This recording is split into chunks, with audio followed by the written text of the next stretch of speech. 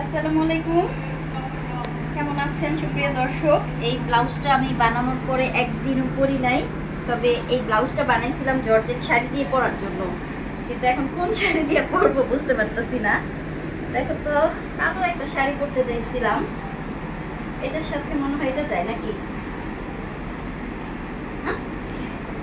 দেখি এটা দিয়ে পরা যায় কিনা। ব্ল্যাক একটা শাড়ি ছিল, পাই না তো। বাবা না আছে, যেটা পাও সেটা নিয়ে চলো তাড়াতাড়ি, সময় নেই। এখন কি এটা দিয়ে পরবো না ব্ল্যাক দিয়ে পরবো? দেখো ব্ল্যাক নেই, ব্ল্যাক শাড়িটা কই আছে? এতগুলা বের করে এখন আবার ব্ল্যাকের জন্য দৌড়াইতেছে। দাঁড়াও, একটু খুঁজতে দাও। ব্ল্যাক শাড়িটা ওই দিন গুছাইছিলাম। আর কত দেরি করবো তুমি? এই যে অবশেষে আমি কালো শাড়িও পরি নাই, মাস্টার কালারটাও পরি নাই, পরলাম কি কালার? টিয়া পাখির কালার। তো এই কালারটা আপনাদের ভাইয়া বললো এই ব্লাউজের সাথে নাকি যায়, যার কারণে পরলাম। এখন টিয়া পাখি কালার পরলেও ঠোঁট সেরকম টিয়া পাখির মতো হয় না। টিয়া পাখির মতো কি লাল ঠোঁট বানাইতে হবে? না, বেশি লাল হইলে আবার চকচকে হয়ে যাবে, সমস্যা নাই। না, ঠোঁট তোমার টিয়া পাখির ঠোঁটের মতোই হওয়া উচিত ছিল। আচ্ছা ওয়েট, আমি লাল লিপস্টিক পরতেছি। আবার টিয়া পাখির মতো লাল লিপস্টিক পরতেছি।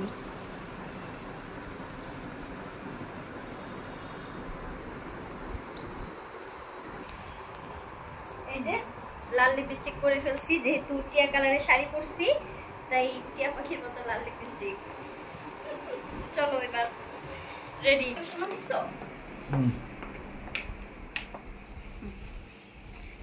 দেখা যাক আমরা কোথায় যাচ্ছি।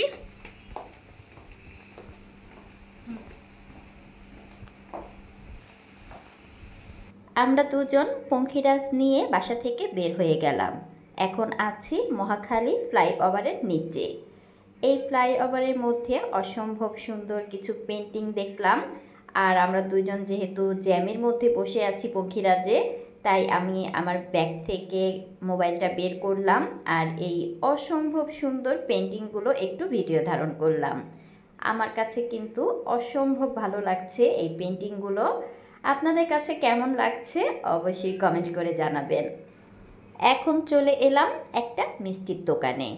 অবশ্য মিষ্টি কিনিনি, আপনাদের ভাইয়া এখান থেকে কেক এবং ক্রিম রোল দেখছিল। আমরা যেখানে যাচ্ছি মানে আমার এক বোনের বাসায়, তো ওই আপার আবার ডায়াবেটিক্স, যার কারণে মিষ্টিটা আর কেনা হলো না। তো মিষ্টির দোকান থেকে আমরা অন্যান্য জিনিস কিনলাম।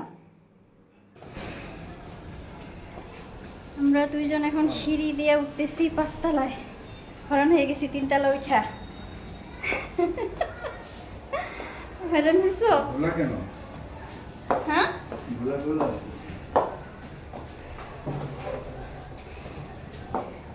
একজনের পায়ে ব্যথা আর আমার কোমর ব্যথা। ওর নাম হচ্ছে চিনি, বুঝছো? এই হয়েছে চিনি।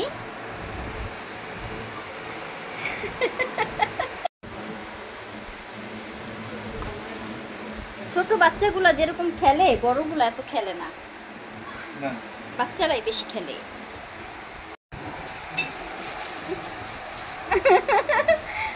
কি সুন্দর মারামারি করতেছে, বুঝছো? তুমি ওরে পা দিছো, দেখো ওরে তোমাকে মারতেছে।